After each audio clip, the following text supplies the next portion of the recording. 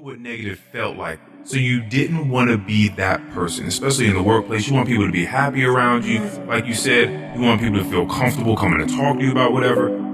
So then you try to be the antithesis of this hateful, mean-spirited, Grinch-like energy.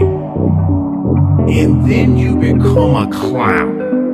There's just a lot of absolute nonsense. Why the fuck do you keep using these little plates? Welcome to the Any Last Words pod. My name is Earl Lonnie Hooks. A very special thanks to everybody that will be joining us today on SoundCloud, Spotify, Apple, as well as YouTube. And please do not forget to follow us at ALW Pod on Instagram. The God in me honors the God in each and every one of you. Today, we have Emily Laban. I don't think I've ever had to say that. It's Laban. Yeah. Laban. All right, I got it right. Cool. It could have been Laban. It could have been Laban. That sounds fancier in my Laban. Yeah. Yeah, it is. So I think I know what I want to say first here. I think so. In the past couple of months, I would say I've been making a conscious effort to reach out to people that I have either wronged in some way or just our relationship hasn't been, it probably left off on the rockier side of things. And I want to do that because, and what's interesting is, I don't know if you know this, but my grandmother's just passed recently.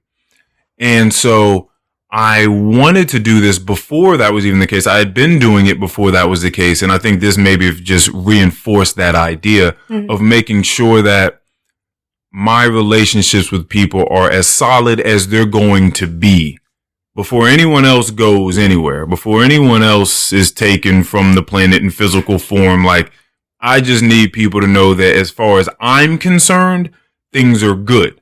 Things are good on this side. People are allowed to do whatever it is they want to do on their side. I've had people reach back. I've reached out to people that have wronged me looking for reconciliation. I've reached out to people that I have wronged. I've had some people reply back. I've had some people leave me the fuck alone and not say a word back. And I'm okay with all of this.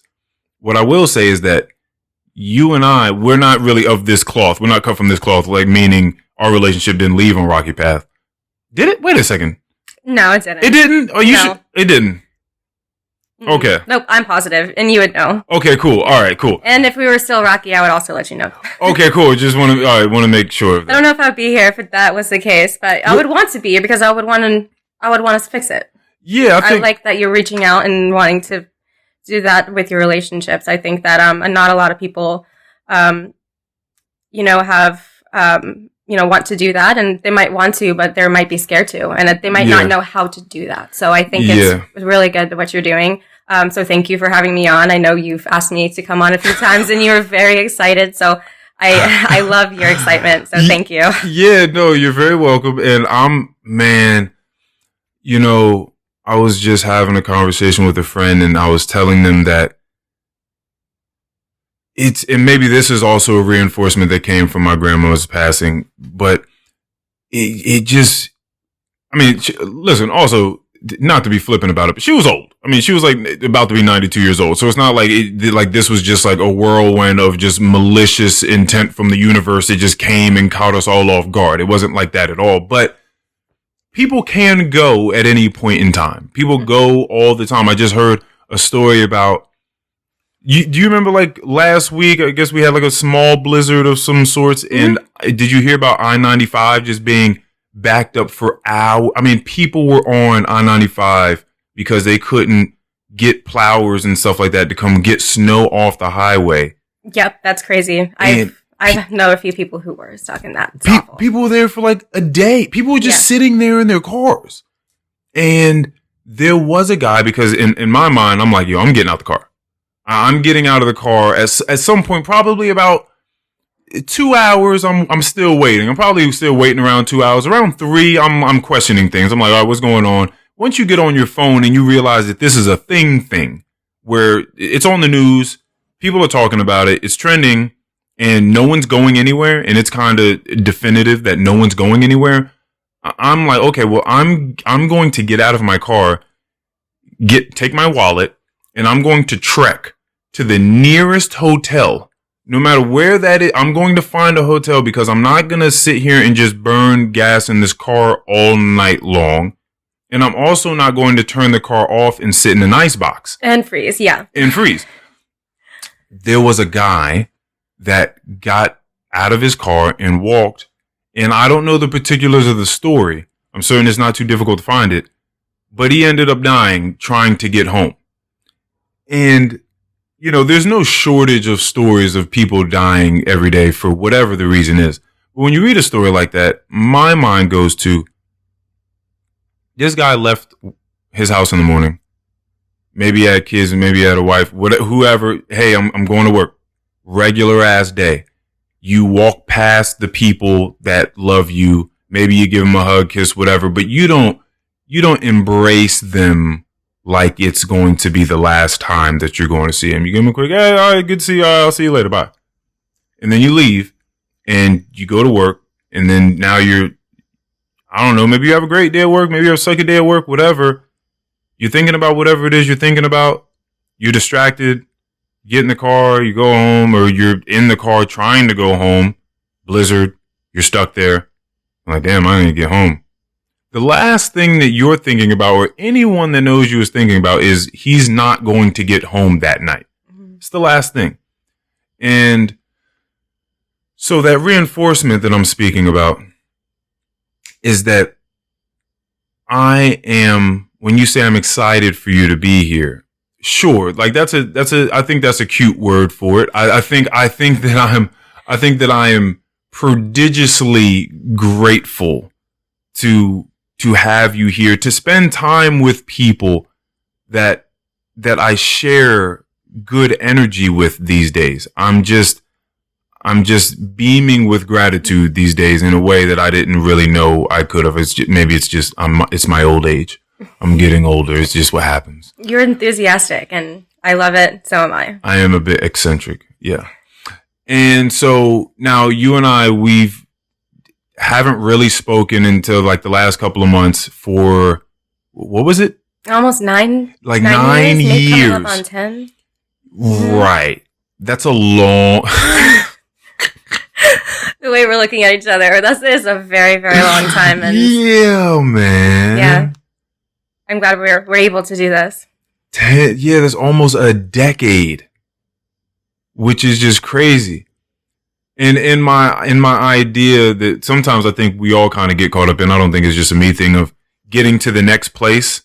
Mm-hmm. Like wherever we're at. I just had a conversation with my co-host Keon about this, but getting to the next place, like, why am I still here? Wherever here may be for you, this is a stepping stone. Why am I not at the next place? Like, why do I not have the next thing?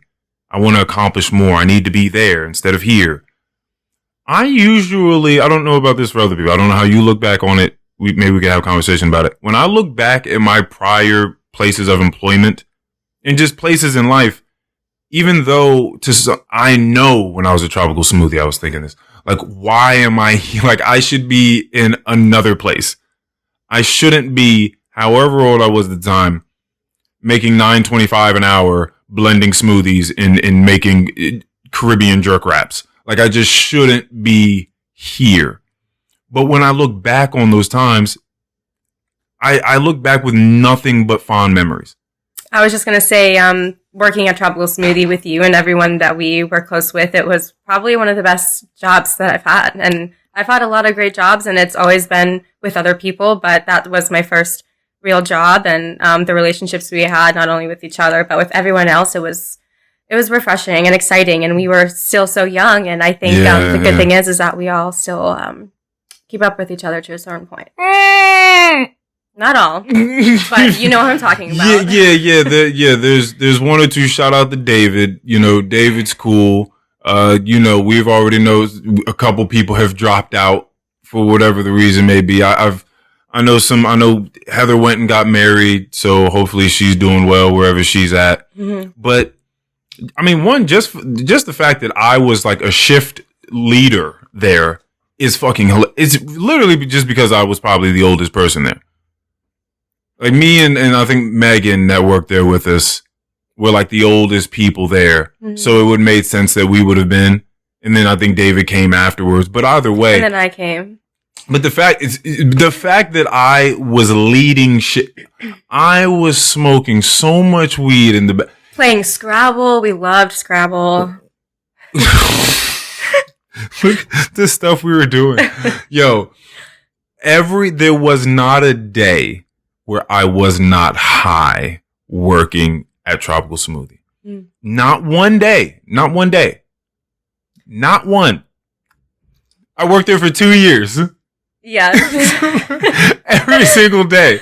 I can see you ever so often making your own smoothies and making your sandwiches and your fun creations. Why wouldn't you do that when you're working at Tropical Smoothie? And high while working at Tropical Smoothie and young. And so I would like to think that I brought a lot of the levity for everyone else to have such a good time because I clearly didn't give a fuck about that job.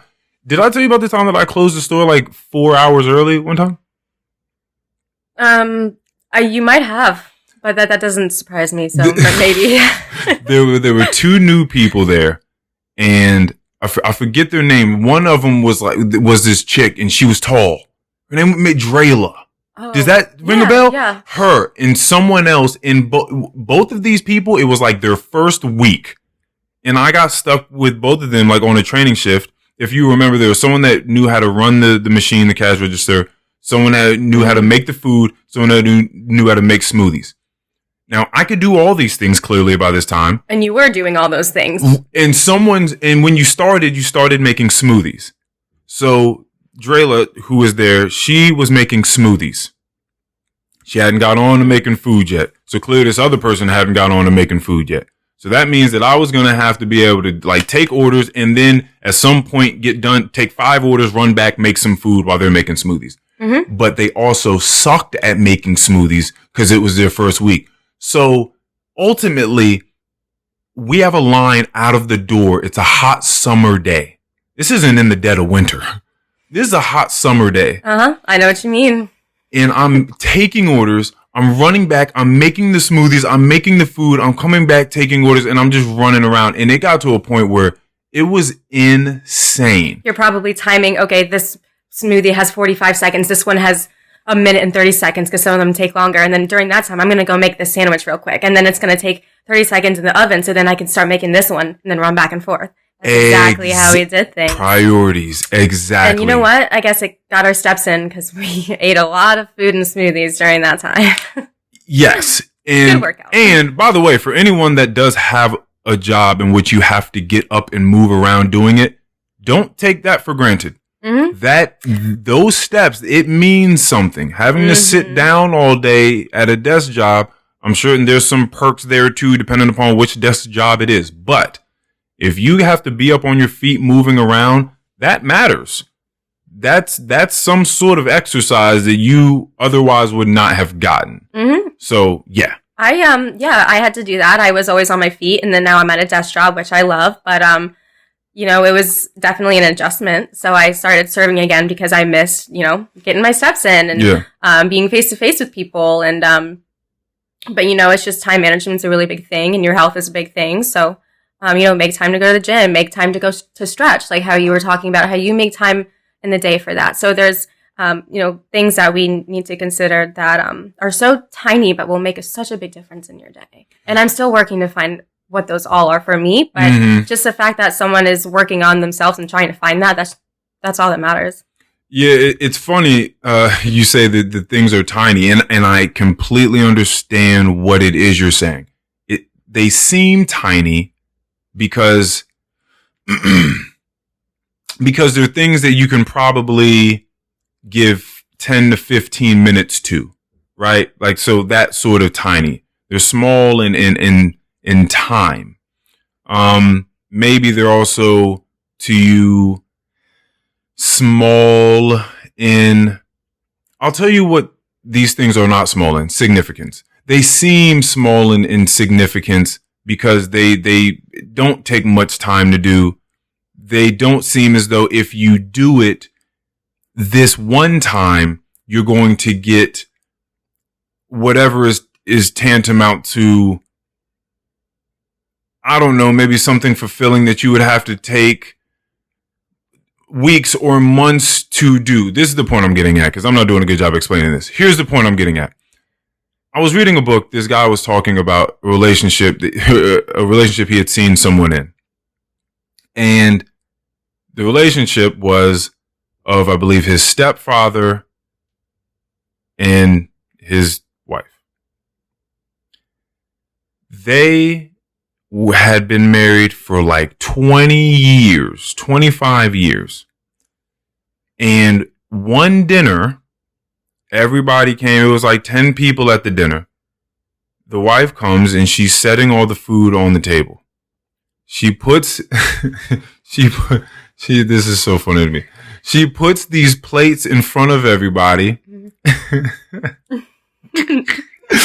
And this guy, the stepfather to the guy telling the story, he goes off.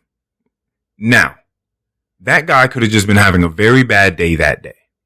And I'm certain that to some degree that's what was going on. But what came out of his mouth was something along the lines of, why the fuck do you keep using these little plates for dinner? Oh no. Why do you keep using these little plates for dinner? I don't understand. Like, why don't you just use the bigger plates? We have bigger plates. They had been married for 20 years. Mm. She had been using these plates for 20 years. Mm. And he just never said that bothered him. It just, I guess to him, he thought of it as a trivial thing, an insignificant thing, something that is small. So it goes past our consciousness. We just let it go. But if you let something like that go that we think is small and insignificant for 20 years, you could just end up blowing up on somebody for it. Do we actually let it go? Yeah. Or every single time do you sit down for dinner and that plate is in front of you, are you kind of fucking pissed off? Every fucking night for 20 years. I mean, if I have food in front of my face and I have someone cooking for me, I don't see any reason to complain. But I mean, maybe you need to change it up a little bit, but that's definitely something that you should feel comfortable talking about. But, maybe he just didn't want to hurt her feelings because maybe it's just something that she likes. So the whole point is you're trying to find these small things you say in everyday's life. And you think maybe that they are small things, but within time, they're tantamount to something that could be quite critical or imperative for your health in the long run. Mm-hmm. So stretching, if we talk about stretching 10 minutes a day, small thing, you would say it's a small thing, but you stretch 10 minutes in the morning, 10 minutes at night, every day for the next 6 months or a year, you're going to feel an immense difference. I know people are getting tired of me because I've been talking about sleep and stretching on here for quite some time because my stretching has released so much tension from my body, that tension I knew was in certain places and then also tension I didn't know was in certain places. And like my sleep, the quality of my sleep has augmented like tenfold. It's amazing. I get amazing sleep, Emily. Amazing sleep. When I get good sleep, I like to tell everyone too. So yeah, I definitely understand that. And, you were telling me about stretching and, I appreciated you telling me because that's something that I know I need to do as well. So, talk about it more. Talk about it as much as you want. I'm sure that people will benefit from that. So, before we get on to anything super, super, super duper serious. Super duper serious. Again, okay. Very happy that you're here. Very grateful. I'm glad we shared all those times in the past.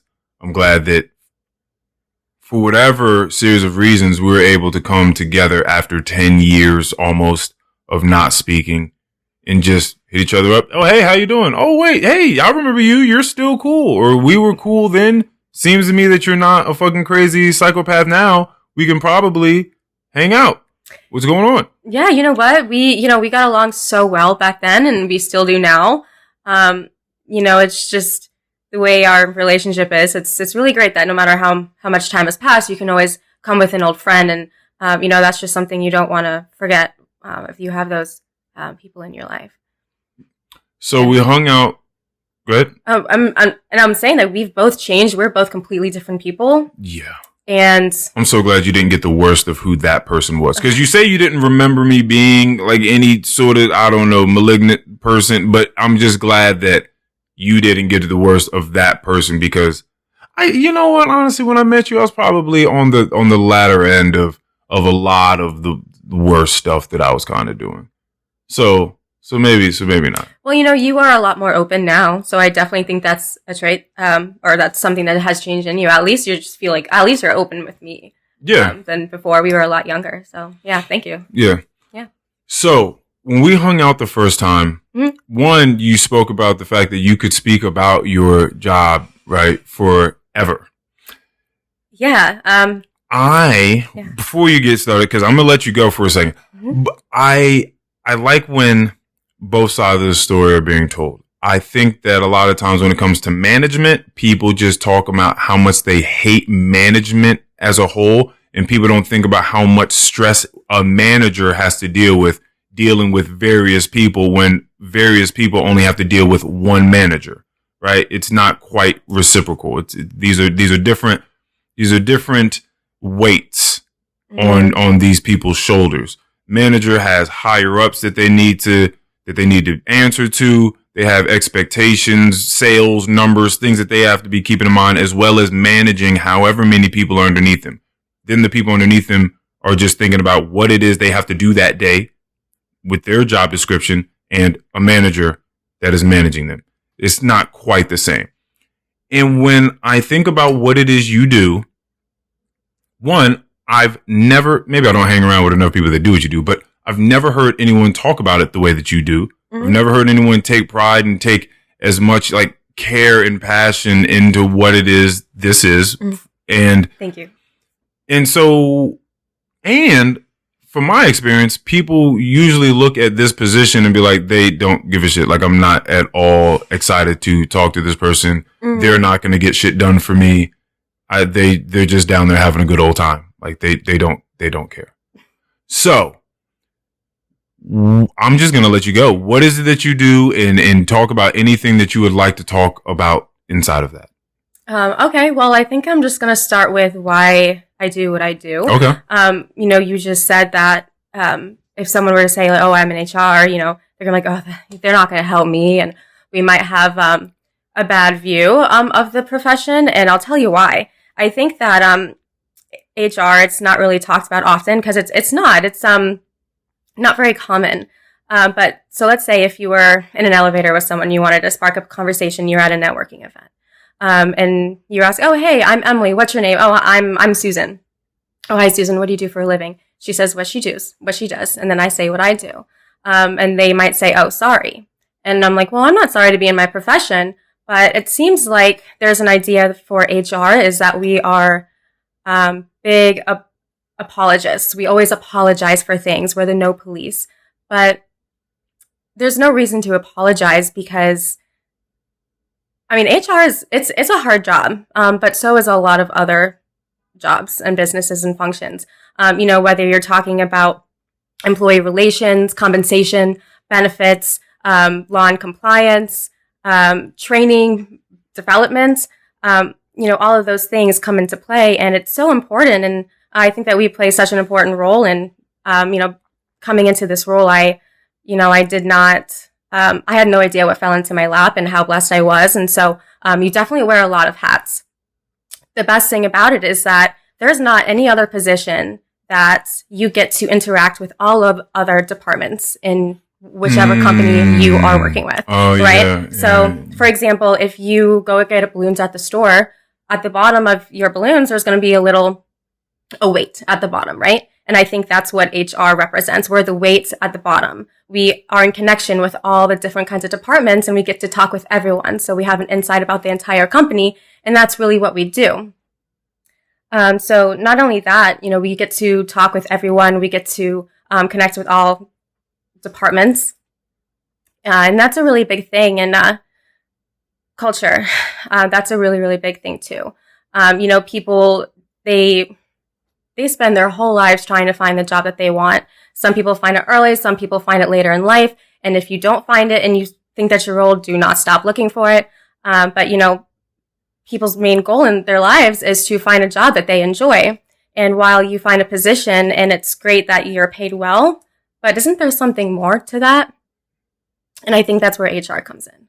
Okay. And so that's my purpose, and that's what I love doing. I love being there to support people, and I'm just really excited that I got that opportunity, and I'm learned and grown from it so much. So you I think you told me you went to a summit, and did you go to summit in Vegas or something? I did. I went to Vegas. I went to a networking event. It was the Society for Human Resources. It's the biggest human resources conference in the U.S. They have one once a year. So I was able to go with my HR manager. We went there and we met some really great people. We got to network and we learned a lot. And it was definitely an experience I would do every single year if I could. And did you tell me that you saw what would be sort of your HR idol or something, someone that you sort of look up to, some sort of, or do you have that? Is there someone that you look up to as, I don't know, just the epitome of what a great HR specialist is? Not until I went to that event. I sat and listened to Steve Brown's speech, and he is an HR professional, and specifically in the restaurant industry. And he was really big on putting the human in HR. Okay. It's really eye-opening. He has a few books. Human resources, for anyone that does not know what HR is. So he, that's someone who I've been looking up to since then. But I will say I went in September, so it was not that long ago. I've been in this field for a little over 2 years now. So there's still a lot of people I want to meet, and there's still so much I want to learn. And I hope I can go this year. I think it's going to be in California this year. I want to say Los Angeles. Yeah. See, how long? Because I'm assuming you make this thing like a trip. You don't go there just for that. You're like, okay, well, if I'm going to go there in this, say this conference lasts for what, 2 days, 3 days? Almost 4 days. 4 days? 3.5 days. So you end up spending a week? Yeah, we kind of turned it into a vacation. It was Vegas. Why not? You have to do that. And do you gamble? Did you gamble? I did gamble. What's your game? What do you play? Or do you just own the slots? Slots. I did blackjack. Okay. Didn't lose as much as I thought I would, but I did win a little bit on slots. And you know what? That is the most exciting thing, even though when you actually lose more, but it's so much fun. What, just pulling the lever and just... It's just as addicting. Those games you find at the arcade where, they just have a bunch of quarters everywhere, and they push them off, and you keep putting the quarters in the slot, there's money in there. There's more quarters to keep playing it. There's a $50 bill weighted underneath a bunch of quarters. The amount of money I've spent on that game is ridiculous, and that is almost exactly like the slots game. Yeah, it's dangerous. Yeah, man, gambling is very, very interesting. Now, I don't have a game. And if I did, it would have to be a game like poker. I'd have to learn poker very well. I need a game where I can know how to play it so it's not complete luck. I need my skill inside of the luck. Clearly it's the luck of the draw, right, of the cards, but I still need to know how to play my best hand. I need to know how to do that. I don't think I just want to just pull levers and just 100 on black and just do roulette and stuff. I can't. You see, I don't think I have the face to be able to play those kind of games. Well, those people, you probably have the skill in there, but I don't. You can read me very, very easily. Yeah, maybe that's not for you. Yeah. Slots. I'll be at the slots. All right, this is I kind of want to stay on poker for a second, but or just on gambling for a second. I'm thinking of Poker Face by Lady Gaga. I know that this is definitely getting off for a second, but I'm thinking, was Poker Face the first song that made like girls kissing girls, cool. Aside from "I Kissed a Girl and I Liked It" by Katy Perry. Okay, yeah, that's what I thought. I thought, are you thinking of the same song? I'm not quite certain. One of those, no, my poker face. Yeah. So that song is about, like, he can't read my poker face. Like, he doesn't know that I'm actually over here doing this. Like, he thinks that I'm just all about him. This is what I've been told the song's about. I haven't even gone to listen to the song in a long time. But clearly, I like this girl. He doesn't know it because he can't read my poker face. That type of thing. Mm-hmm. So he thinks that I'm just like a heterosexual woman, but I like her too. Right? So I'm just like, damn. I was like, were there songs before that like got it popping? And you know, when those songs came out, we didn't even think that much about them. I wasn't thinking about Poker Face like that. No.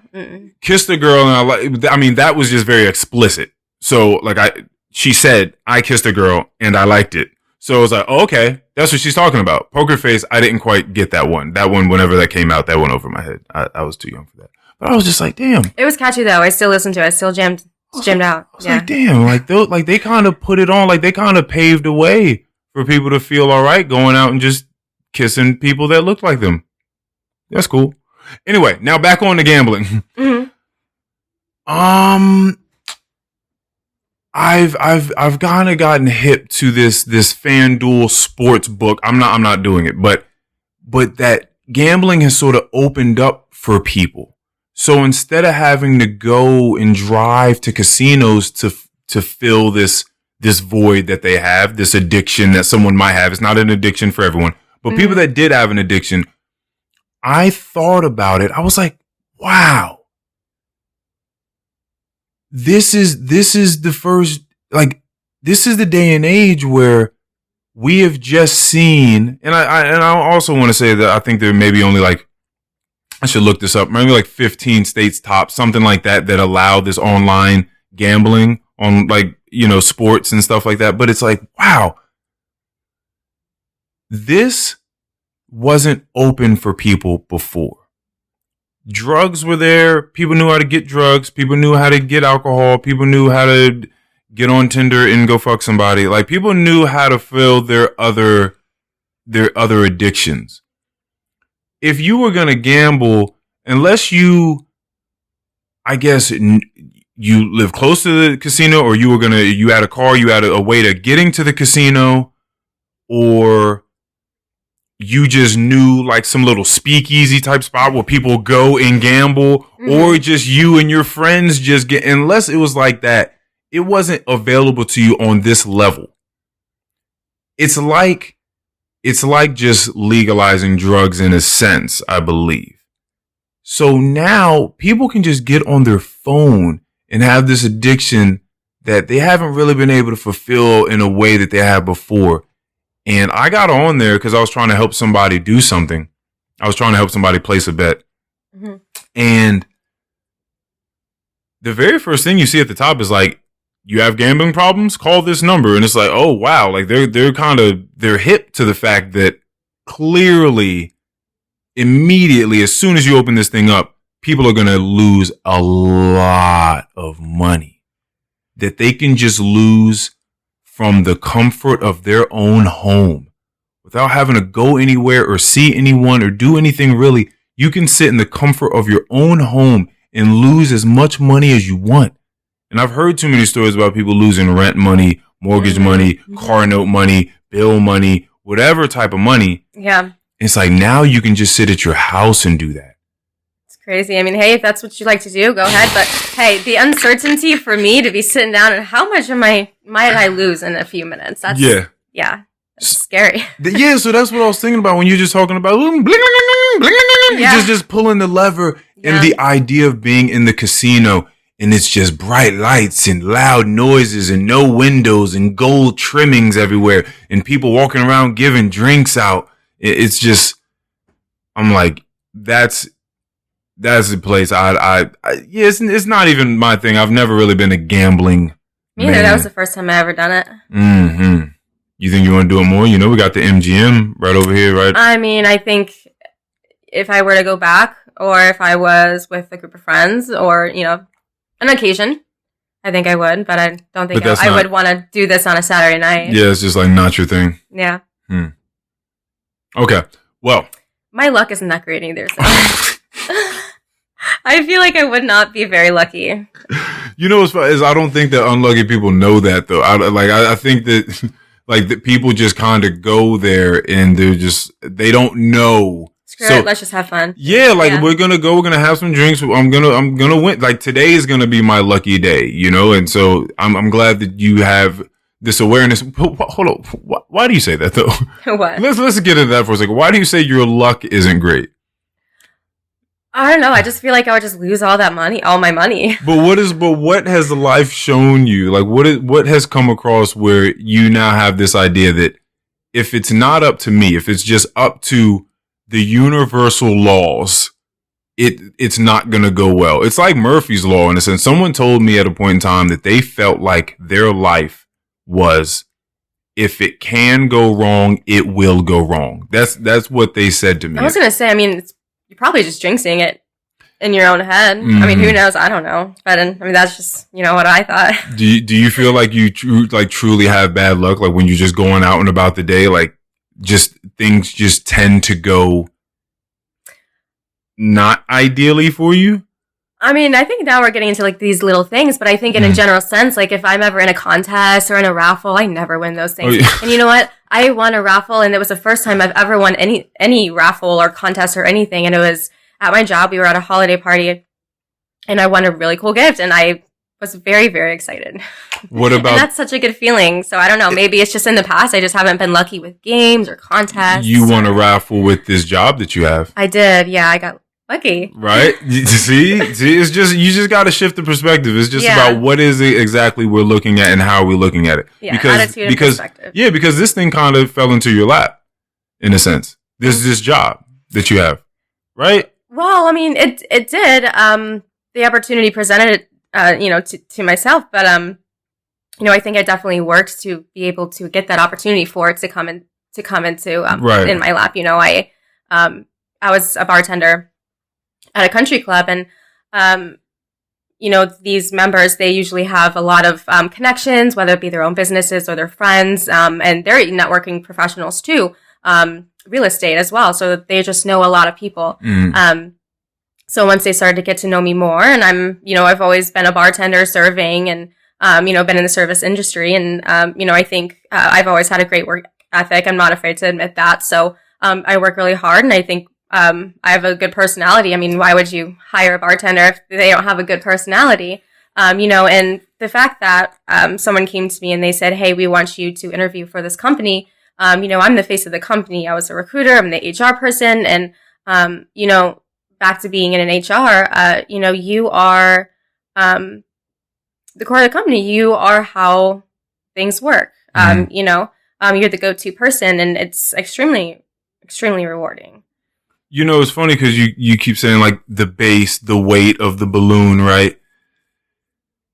And you even using that word weight, it does make me think of the weight on your shoulders and of your coworkers' shoulders. It seems to me to some degree, because places don't have, no companies I've been a part of have in-house therapists. I think that would be a very cool thing. I think that that's something that I think we may see further in the future, is people having real in-house therapists. Like, yo, shit ain't right. Your mind's scrambled. Go downstairs. Like, drop this, go downstairs, go talk to somebody, figure something out. I don't know, make an appointment, whatever the case is. I think that's something that we'll see in the future in more companies, because I'm certain someone's got to have it by now. Like, it's got to be at like Google or Amazon at the hub. They have to have that. If not, they should have that program. There's employee assistance programs. But are you saying assistance programs? Are you saying that HR plays the role of a therapist? I think that to some. Listen, okay, I'm not an HR specialist. I don't go down to HR much. There's not much I need at HR. I'm good, but I know I've spoken to a lot of people, usually women, pretty ones, that are getting all sorts of harassment, right? And they got to come talk to you guys. Now, this is why I say in my experience, it hasn't always been like, oh yeah, they're gung-ho to come take care of me. Because a lot of times I've seen people just get turned away and just like, but what were you doing that day though? Like, were you, and you got to stop wearing that lip gloss. It'll get them every time. You know what I mean? It's just like weird stuff like that. Well, how about this? How about we just move you over here? We just move you to this other department and you just go work over it. But like, no one's going to say anything to this person, or no one's going to, it's just like, let's just move you. Like, you're the problem. And so I've seen a lot of those types of issues, and I could only imagine that you're hearing some of these stories.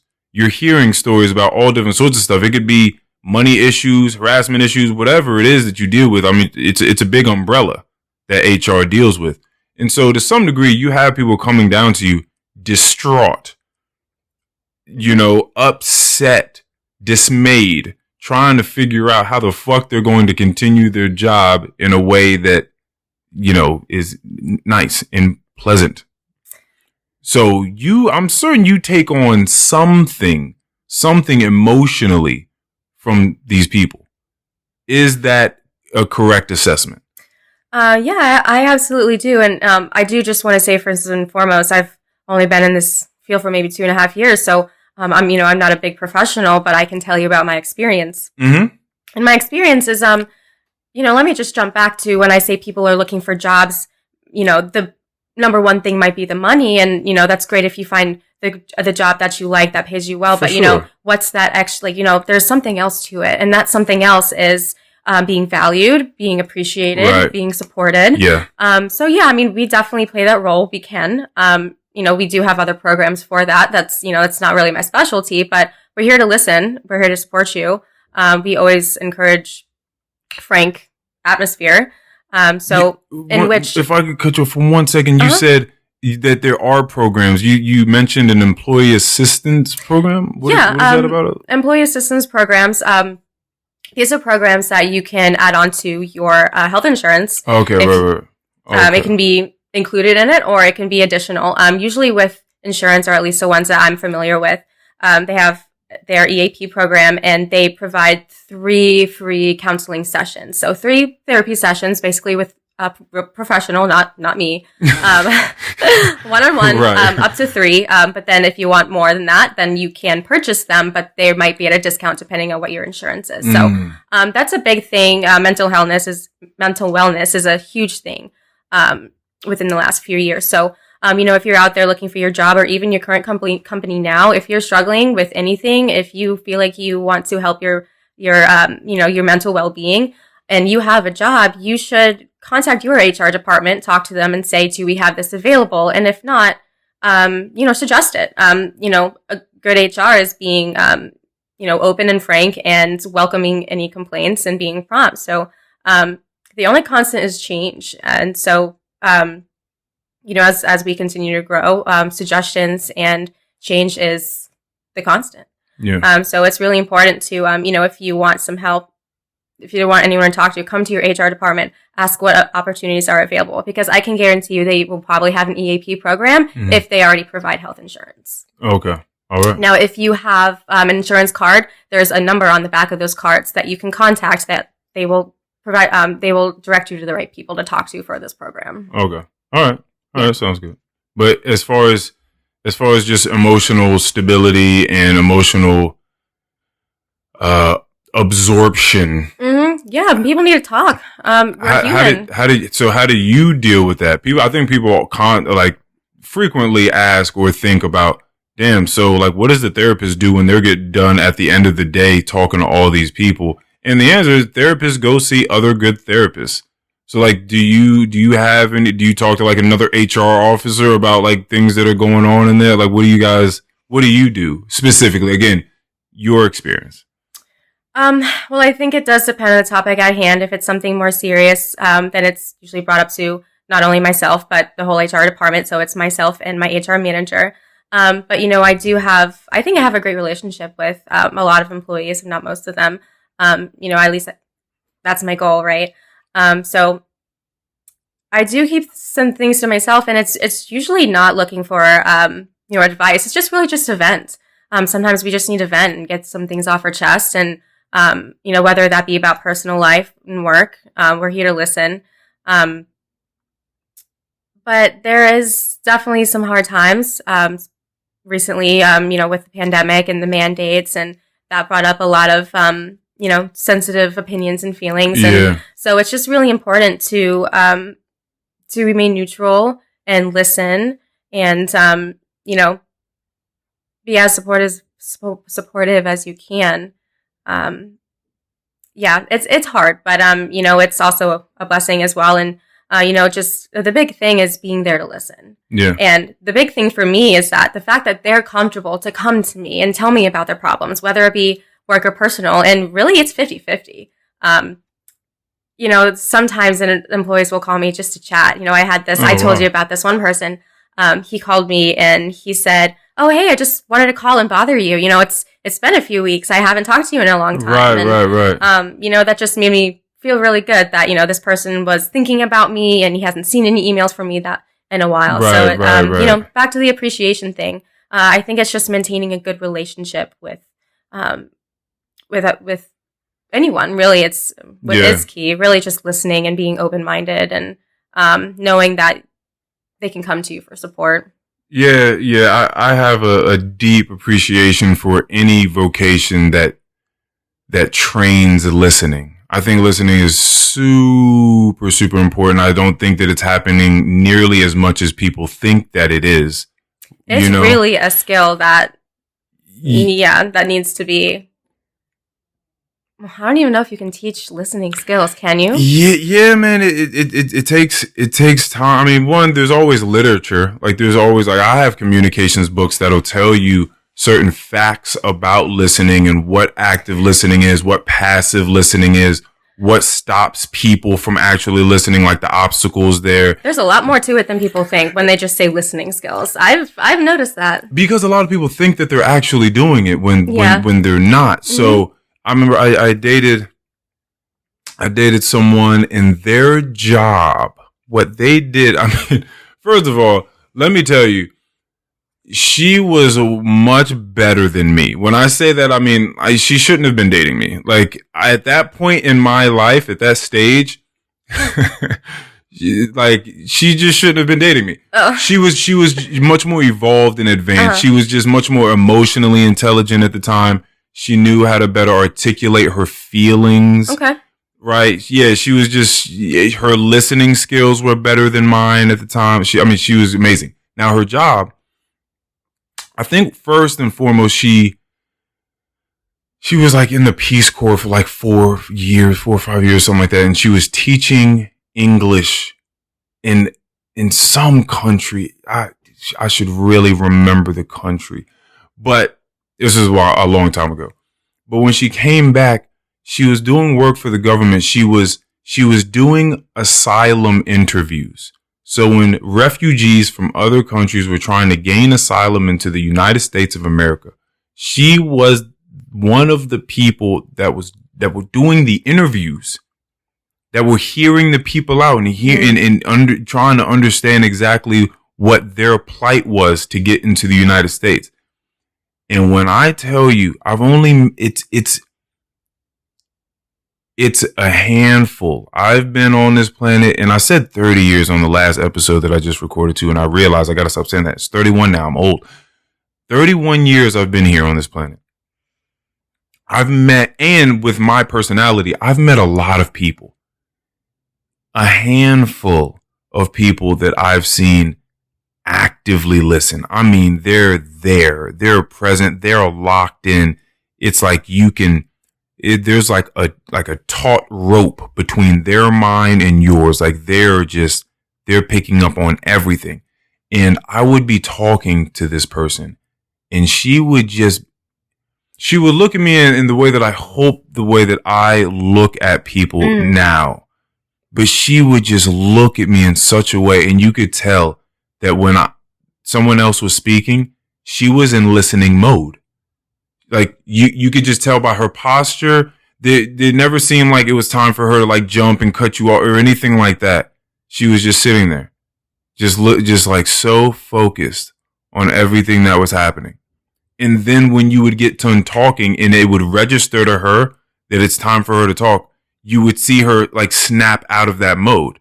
Like she would just be looking and then it would come time for speak. But it was so interesting. And I'm like, wow, your job, I mean, extremely important. You are one of the gates that is in between someone's pathway, right? If being in or out of the United States, gaining refuge, extremely important job. And the last thing that you would want as a refugee is you're talking to someone and you're trying to spill your heart to them and plead your case why you need to be in the United States of America. And you look at them and you're getting the idea that they're not listening to you. Oh my God. Ooh.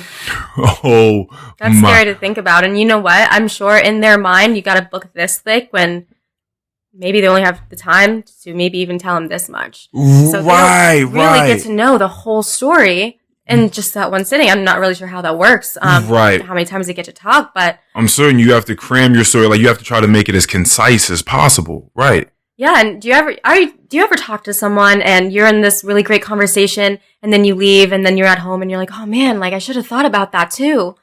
And it's just I should have said that. And I'm sure that happens a lot and that can be scary. Well, I'm certain if you're going into that interview, you've probably prepared. I would hope that one has prepared. If you're trying to get yourself and maybe your family into another country, I would hope that you have prepared. You're like, I know, like I've written out, I don't brainstormed. I got an outline, a rough draft, another rough draft, a final draft. Like I know exactly what needs to be said here. Mm-hmm. But in the moment, yeah, something could. I know. Yeah. I know. It could be like that. But again, all this. Hope they would. You would hope. Prepare. You would just hope. Yeah. So yeah, I just love these professions that train people in their listening because you got to do the same too. I would hate to go down to my HR department and I'm talking to them about any issue I have, whether I'm dealing with any sort of harassment or I don't know, any sort of malpractice to any degree, money issues, and I'm looking at the person and it just seems like they're in their head thinking about the movie on Netflix they're about to watch when they get home. And they're just counting the seconds till you get the fuck out of their office. See, people like that, you don't want to come and talk to people like that. You don't trust them. You don't feel comfortable in doing that. I'm so glad that you're doing I'm so serious, whether I'll never be someone that has to come talk to you in the HR office, but I'm just so glad that you give a shit about what you're doing. So someone these people at your company have you to come and talk to. Like that means something. It really, really does, because people get put in positions a lot of the time and, maybe they have good benefits and they're making good money, but they don't really, like you said, they don't give a shit about the job. They got the money, they got the benefits, but their heart is not in it. So they half-ass the job. And there's just certain jobs where you just can't do that. You can't afford to just not really care about it because these are other people's livelihoods at stake. Yeah. And, to add on to that, if you make a lot of money, but you're not actually fully passionate about what you're actually doing, you might think that, but there's a lot of different reasons why someone might not be passionate about what their job is. So let's say for me, example, I'm focused in IT information technology with GovCon. So there's IT professionals who have so many years. What is that company that you said? GovCon, of government contracting. Understood. So, you can have a lot of people who just, they love IT. Maybe they're in software development. So they've had so many software development type positions and maybe they're just not finding that fit at the company. And I think that's really important. And that's where people like me come in to put that human back in HR. We don't want you to feel like you work here, but we want you to feel like you belong here too. And that means calling me just because you haven't talked to me in a while, just to have a conversation. Right. Yeah. I feel that. Okay. That's a big piece that, that you need to have in a company. That's kind of what I mean by we have such an important role in being human and human resources instead of being the no police and apologizing for mistakes. And that's not our job, by the way. We shouldn't apologize for being awesome. I mean, we do a lot, and I mean, I love it. There's still a lot to learn, but I mean, HR is not the only hard job out there. There's so many different, so many other jobs that I'm sure are very, very hard, but just everyone's complaining about the job. I'm here and that's what I'm doing, and that's what you're asking about. I'm glad to talk about it.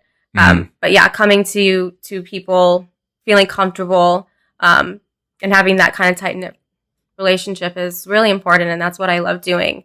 I feel it's really rewarding. I feel really appreciated, and I feel like I have a lot of friends. Oh, yeah. Yeah. We were just talking about how we were walking past the dog park, and I was telling you that I had also dated someone where they had met all their friends from the dog park. That's not how I grew up. I have friends from school, friends from work, friends from everywhere that I go, really. I end up pulling some friends from. But this person was like, no, all of my friends are from the dog park. I bring my dog over there, and we have little play dates. We go out to little cookouts and, apartment complex festivities and events, and those are my friends. I will say the best relationships I've made were from past... dog parks? No, not dog parks, just past work positions I've been in. Yeah. Just working at different places. I've made the best friends.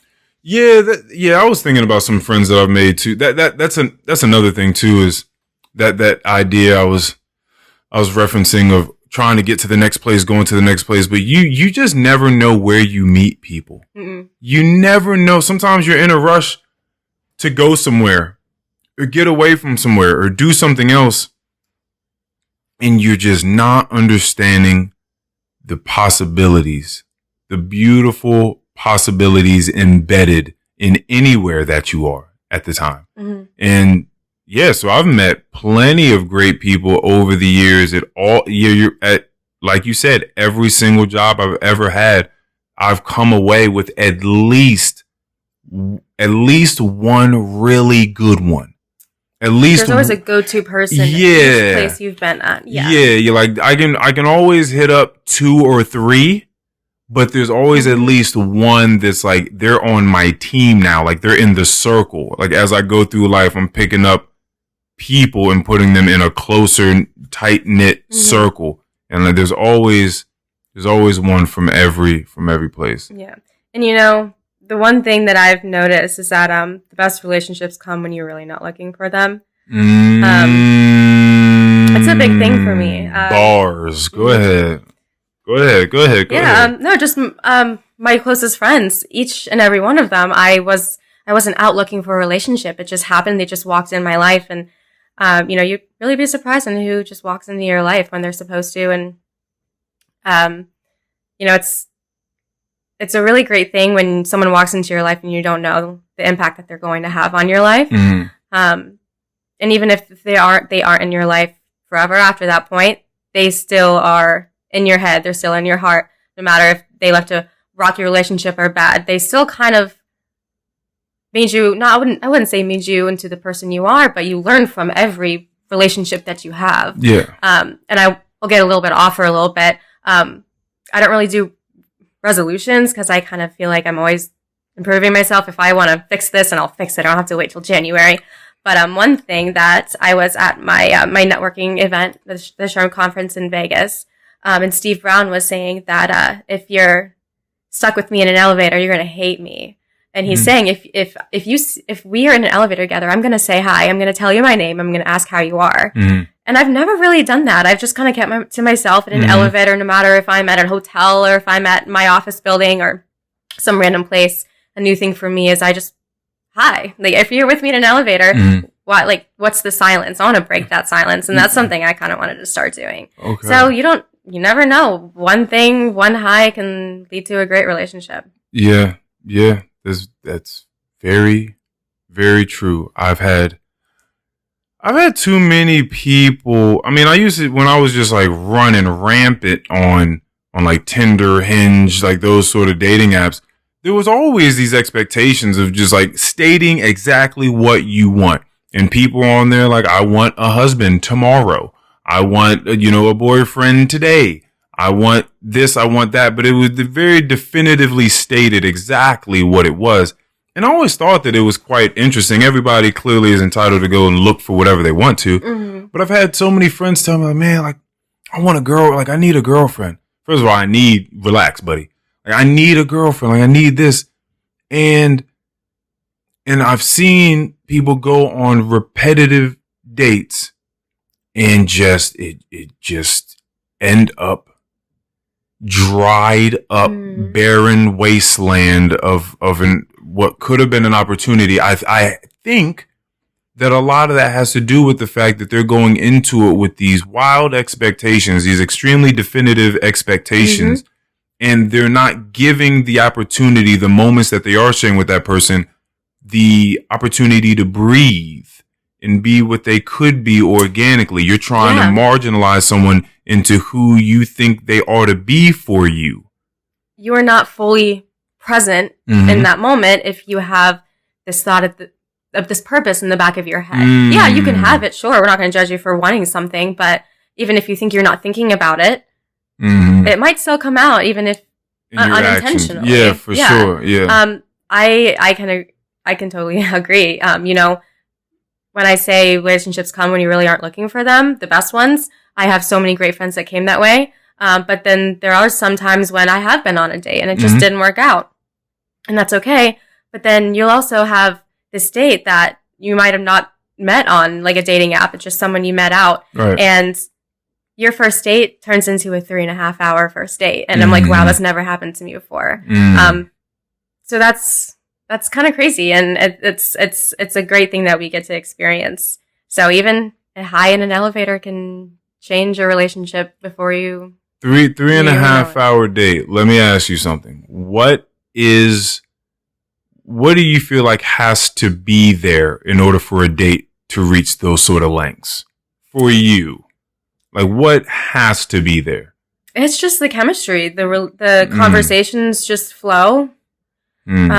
Sometimes I don't know if you can recall anyone, when you think about this, if there's a name that pops into your head, but is there anyone that you have to feel like you're trying to talk to? It just it's not easy. It doesn't flow. You're finding things to talk to. There's an awkward silence and you feel like you have to say something because no one's saying anything, that kind of thing. That stuff is just not there. And I will say it's not easy to find people like that, especially if it's just someone you met and it's a first date. Yeah. But it happens and it's great. Yeah. I don't know what it is exactly. Some people just don't have that chemistry. Well, yeah, I guess I have to say that most people don't have that chemistry. I've said it on here before. I'll say it again. Some of my favorite times is just having women tell me about their other dates. Yeah. I love it. I love it. You did ask me about one of mine and it kind of threw me off, but in a good way. Because that's something that normally I wouldn't be asked that kind of question. And it was fun to talk about. Wow. So I got to know about you a little bit more. And that's where you can kind of get into these conversations that you can keep going. You can have. Yes. Yeah, you can have these hour-long conversations at a bar when you just met someone for their first time. Mm-hmm. I told you about the woman that lied at the party and told everyone that the baby she just had was mine and it wasn't mine. I reached out to her. Did you? Yeah, I did. You did after we talked about it? I did. Yeah, it was after that. I reached out to her. I'm glad to hear that. So that's a little bit of me reaching out for reconciliation, even though I'm not necessarily the person in the wrong there. So that was just a little bit of what I spoke about at the very beginning of this episode. Like that was one of the 8 people that I've tried to or have contacted in the last month. So can I ask you something? Do it. When you say you want to reconcile with people, and let's say if someone is reaching out to you and they want to apologize or try to fix something or just establish a communication bridge again. Okay. Do you accept that? Or if it's someone that you really had a rocky relationship with and you really don't in your life, do you not say anything at all? Or are you open to bringing this person back into your life? Unless they try to kill me with fixing your relationships. I'm so with it. I'm so with it. I don't care. I don't care. No matter who these people were or what happened, I can promise you they were trivial matters. They were insignificant. They were infinitesimal. We don't. Yeah. You see why? I thought I might get you on that one. I thought that you might look at me crazy if I used that. So I'm glad I was right. Yeah, it's just, they're these things that stop us. And you know, to be honest with you, I'm glad you asked me that question, because a lot of my grief, on January 5th, when my grandmother passed, a lot of the grief that came from me wasn't about her passing. It wasn't about her leaving the planet. Like, that is something that is expected. That is something I am at peace with. I understand. I understand and I acknowledge and am at peace with how ephemeral this life is for us. I understand it's fleeting. And so I'm at peace with that idea, right? It was the grief I was feeling for the other people that were going through it, that were feeling bad for whatever variety of reasons they were feeling bad. Maybe they didn't have the best relationship, right? With my grandmother. Maybe there was something they wanted to say they didn't get a chance to. There was something they wanted to do or a place they wanted to take her they didn't get a chance to. Maybe it was the last moments that they shared with him weren't quite what they needed to be. Whatever it is. So I'm feeling the grief for these other people. When it comes to what we're talking about now with these people I'm reaching out to, for the people that don't say anything back to me, because I always tell people, hey, listen, if it's me that did the wrong, hey, I want you to understand that this is just something I want to say. I believe that in the scope of things in life, the larger picture, these things that we have shared in the past, it is minuscule. They do not matter, right? Now, that is not to diminish your feelings about the thing. You're allowed to feel whatever it is you would feel about it. I want you to know that over here, things are all good. I've loved what your presence on this planet has meant to me in whatever capacity it was, and it did exist, and it does exist, whatever. You do not have to reply to me. You don't have to say anything if you don't want to. I'm saying this to say this so that you know this, and so that I don't regret not saying it. And I don't regret you not knowing it. You do with this information what you will. The people that can't muster up whatever it is they need to muster up to say something back to me, whether it's courage or it's forgiveness or it's the courage to forgive, whatever. I'm not weeping at the house, but to some degree, I grieve for them. Because they're not at a place to be able to let things go and love and forgive. And that thing, it may not be, you may call it a little thing, as we spoke of before. These people may not be going to sleep crying, thinking about whatever the fuck Earl did however many years ago. I'm certain of it. I'm certain they're not doing that. But holding on to that grudge, however little or insignificant they think that it is, it's some bit of just malice and hate or hurt that they just hold in. It's some bit. And again, we saw what that one bit did to that guy in this story after 20 years of them little plates being set in front of him at that table. So that's the whole thing, is I'm just trying to flush out with all the rest of my years every day, flush out any bit of that I have in me. There's no place for that in the way that I'm trying to live life. So when you ask me, how open am I? Yo, if anyone's listening to this episode and there's an issue or there's been an issue or you feel like there's an issue, you're not quite sure if there's an issue, hit me up. You know, you find me. ALW Pod on Instagram. Or you can go to Love Earl 0 on Instagram. Personal account. Make sure to share and like. Yeah, share, like, all that sort of stuff. Yeah, but first and foremost, come hit me up. I'm willing. It don't matter what happened in the past with any of these people. I do not care. That's good. It's Let's really come hug it out. Admirable. And it takes a lot of strength to do that too, because even myself in the past, I've had people who I'm just not ready to do that again. So we've spoken a little bit about So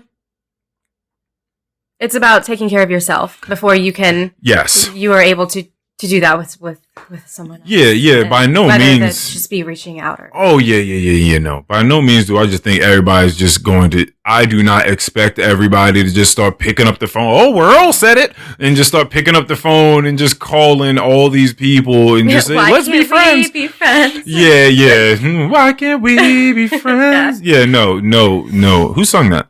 I have no idea. It just came to me. Anywho, yeah, I'm totally with it. I'm totally with it. I don't know how we got on that tangent of just forgiveness. I asked you how open you are. Oh yeah, you just decided to take it there. Well, there was also something else that you wanted to ask. So I guess you were having lunch the other day. Oh, and for some reason, something popped into your mind. You want to give me the whole rundown on how this happened? Yeah. So were you eating a ham and cheese sandwich? What was going on? No, you were eating goldfish. Isn't that your snack? Is that your snack? Goldfish? I love goldfish. Goldfish, yes. Salt on it, yeah. Like goldfish Cheez-Its, I think. Yeah, anyway. Goldfish Cheez-Its. Okay. Yeah, so I was actually at a work lunch the other day. And I had this thought came to my head, and I thought about you, and I thought about, I got to talk to Earl about this. Whether if you wanted to, this is a topic you want to talk about on the pod, or if this is just something you and me. I was like, I want to talk about this with Earl, because we tend to have those conversations that can eventually lead into how you eat your cereal. Like that how you eat your cereal. What else was it? It was, our favorite, like, ice creams. Like, what do we do with ice creams?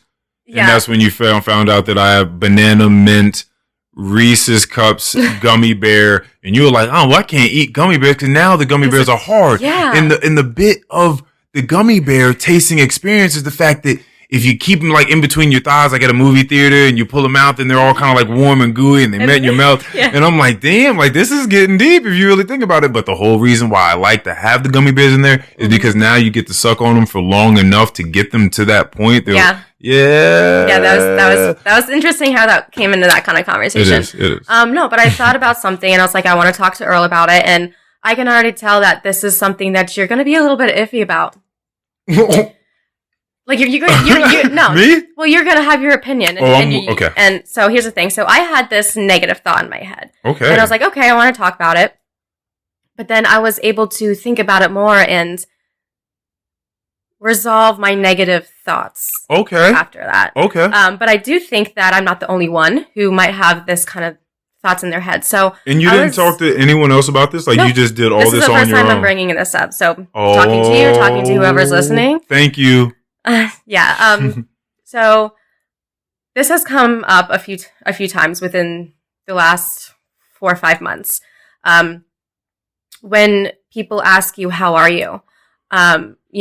Most of the time they say good, but they don't actually talk about what's actually going on. And I think the big reason for that is because with anybody, with you and me, if you have a new friend, whether it be a family member, a friend, more than a friend, friends with benefits, a relationship, you don't want to be around. Friends with benefits, shout out. Sure, yeah. I'm totally fucking you don't want to be around negative people. You don't want to hear people complain or always have something negative to say. And so I found myself, someone asked, my boss actually, he asked me how I'm doing and what's new, what's been going on. And if I were to truthfully answer that question, it probably wouldn't be a fun conversation, right? It would be something negative or something that I'm dealing with. Okay. And I'm just like, who wants to talk about or talk with someone who's negative? So I find myself sitting back and I'm like, well, maybe if we weren't around other people, if it was just him and me, then I would go into it a little bit more. But there's a few times when I was in a social setting and they're like, oh, how are you? And I felt like it just wasn't an appropriate place or even felt comfortable saying that because, they don't want to talk to someone who's negative. And Even over text message, if you haven't talked to someone in 2 weeks or you just met and they're like, oh, how are you? And if you had a crap week, you can say you had a crap week, but you're not going to go into it because you don't want to feel like you're a burden or anything like that. Like, who wants to listen to that? And so I wanted to bring it up and just say that, we're human and it's okay to have problems. And I felt this a few times recently, and I have many times in the past, afraid to say how you're actually doing because you don't want to feel like a negative person. But then I came to the realization is that I know who I am, and I am not a negative person. I am just in a bad situation, and naturally, humans need to talk about things. Yeah. So I just kind of found myself battling back and forth. I want to be a positive person, but then I realized I was like, wait, I am a positive person. Why am I feeling ashamed to tell someone else how I feel? Because I was holding back, but then I realized this is actually a good thing because one, you want people to listen to your problems and still come around. And as long as you're not a negative person all around, right? Right. And there's something that you can learn about that person, whether it be the way they do life, the way they think, the way they make decisions. So there's definitely a lot of learning that you can do in a conversation that you might not feel confident in bringing up because it's not who you want to be. No, this was beautiful. No, but I heard everything that you said, and this is great. And I do not believe. I mean, this will be episode 101 when it comes out. Right? A lot of them. Yeah. And so we've spoken about a lot of different things on here, and more recently really gotten into our feelings and, how we're interacting with other people and trying to derive more meaning in the relationships that we have with people, and not just people that share our last names, just people in general. But we haven't quite touched on this specifically, so I'm glad that you brought this. I'm glad, okay. and I'm glad with your thought process. I mean, getting through this, realizing that you're a person with thoughts and emotions and belief, and they run through you, and you assess them, and you prioritize them, and you move some out of the way, and you embrace others, and that's the way that we really ought to be interacting with this idea that you're bringing in, because it's not you being a negative person, like you said. It's you experiencing something and wanting to divulge information about the experience because it may help you process the information that you've experienced. Yeah. And we're all doing that, but in the sense that we're all experiencing a vast array within this spectrum, right? Of feeling good, happy, sad, ecstasy, depression. Like there's all different sorts of things that we're feeling. But you're right. When it comes to how you doing, sometimes you'll just say, hey, good morning to someone. They'll be like, good. And you? Like very, very casual, walking past somebody. Well, like, good. And you? I didn't even ask you how you were. I said, hey, good morning. Someone just, because they're so robotic. Yeah. They're just like, good. And you? Well, that's not what slow down. I didn't ask you that question yet. I said, good morning. You're answering back to something I didn't ask you yet. Good, thanks. Just listen. Listen. So, I was having a conversation with someone, actually quite recent, about negative people, and specifically, now we're talking about this, in the workplace. Okay. And I was saying, and I've talked about this on an older pod before, it's just wild thinking. When you think about a negative person, I'm thinking, and we don't necessarily maybe have the ratios for this, but how often do you have to open your mouth and say something negative to kind of be a negative person? And I started thinking about the ratios. I started thinking about like percentages. If you open your mouth, if I come and I talk to you 10 times in one day, and 8 of those times when you said something negative, that's wild. 80% of the time you open your mouth, something negative comes out. That's a kind of wild. And then I just started thinking, I was like, what if I crank this back? Like, how far do I have to crank this back for it not to be crazy anymore? 50. Let's do 50%. If I come and I talk to you 10 times and 5 times something negative comes out your mouth, negative, I'm thinking 50-50 is kind of still very high. Still, yeah. 50, you mean 50% of the time I come talk to you, there's a 50% chance that something negative is going to come out of your mouth. That's wild. Mm-hmm. It's a coin toss. Then I was bringing it back. I was like, okay, let's do 25%. So 1 out of 4 times, still kind of a lot. Yeah, it is. 20%, 1 out of 5 times, still kind of a lot. So I was like, damn, like for you to be saying something negative, I mean, just it just gives you something. It gives you think of an answer. It gives you something to think about. Like, how often are you just speaking on something negative? Now, I don't think that means that. I think there's a way to go about doing what you're talking about. I think there is people that are just complaining for complaining's sake. They're just spewing negative information and just vile bile out of their mouth. Maybe it makes them feel better. Maybe just, again, misery loves company and they just want to smother their own misery with some more people's like, if you feel some type of bad, it'll make me feel a little bit better. I don't know what everyone's case is, but I think that if someone asks you, how are you doing?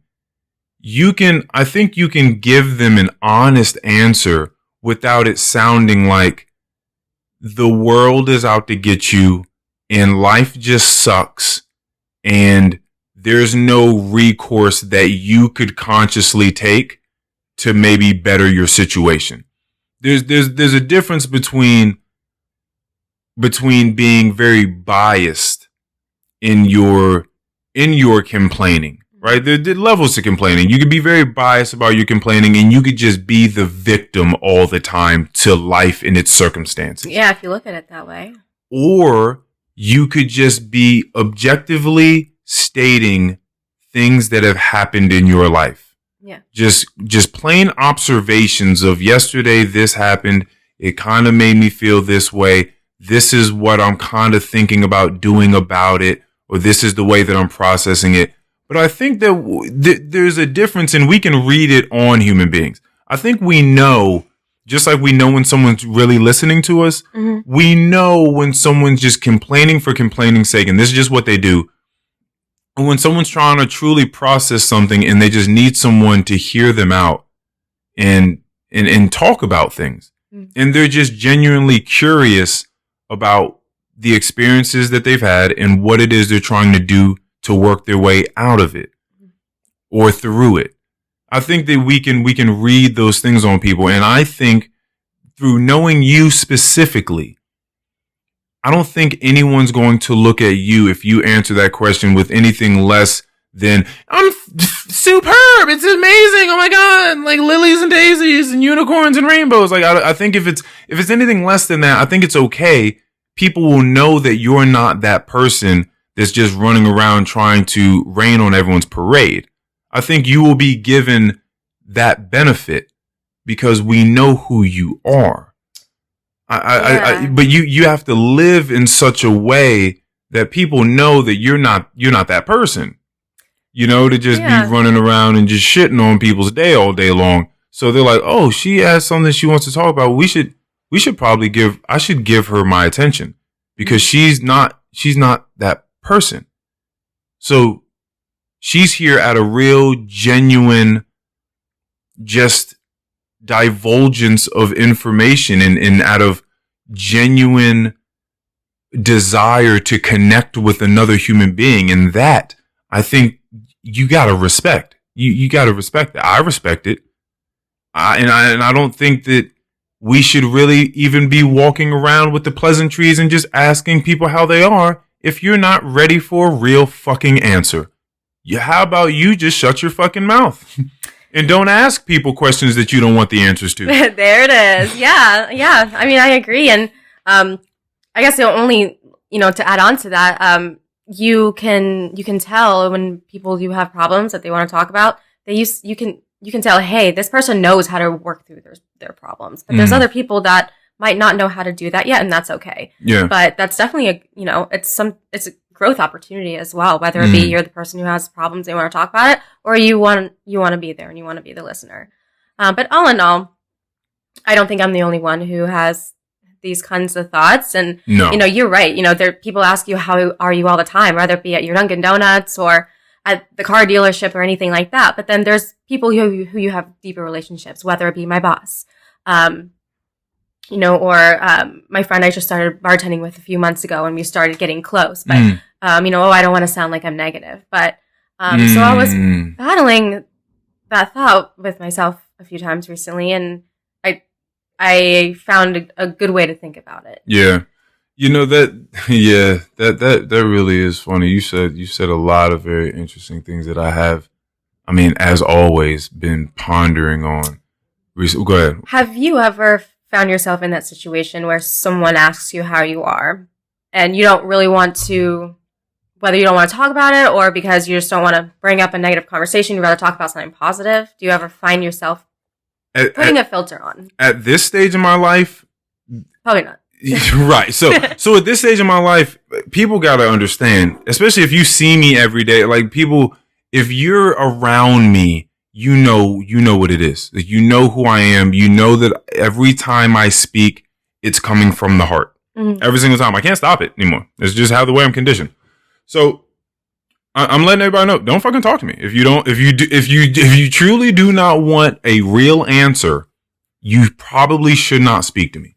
Because when people ask me how I'm doing or how my morning was or what I have going on in life, I'm locked in and I'm about to tell you what's going on in my life or how I'm doing today. Mm-hmm. And if it's, my grandma just passed and, dealing with that, or, my family's, whatever the case is, or, I've been stretching a whole lot and my sleep's getting better. Sometimes people ask me something and my answer would just be, man, I was at the supermarket the other day and I found pomegranates. I never found pomegranates there before, and pomegranates are my favorite fruit. Like, I'm really excited. I just got like 4 pomegranates at the house and I'm really excited to peel them and like just have seeds of pomegranates in my big red Solo cups at home, because I kind of just like shake them in my mouth like sunflower seeds. Yeah. So like, I'm really excited about my pomegranate. Like, I'm going to give you an answer that's indicative of how I'm truly feeling. It's going to be a truthful answer. So I think a lot of people just really respect that and enjoy that. And they're like, wow, I thought you were just going to say good like most people and walk away. But when they don't, they appreciate that. And they're like, wow, I want to meet more of those people, whether it be you're walking past them in a parking lot and they just, even if they give you a compliment and you're like, oh, I wasn't expecting that. It's so refreshing, and we don't see it that often. Refreshing is a great compliment to give. If anyone ever gets the compliment, man, like, you're a breath of fresh air, you're refreshing. That's an awesome compliment. That's an awesome compliment. It's like, wow, a breath of fresh. When was the last time you were just like in a smoky place, or like, I don't know, it was just real humid or stuffy in a place and you walked outside and got a breath of fresh air? Or you just went on a hike or walk somewhere and you got a breath of fresh air. You remember what that feels like? It feels great, doesn't it? Imagine telling someone that they feel like that. It really made me feel like that you really did appreciate my time and you cared about what I had to say, and you were in the present. You were in the moment. Yeah, 1,000%. That's something you're definitely going to get out of me. Mm-hmm. I'm here. I'm definitely here. When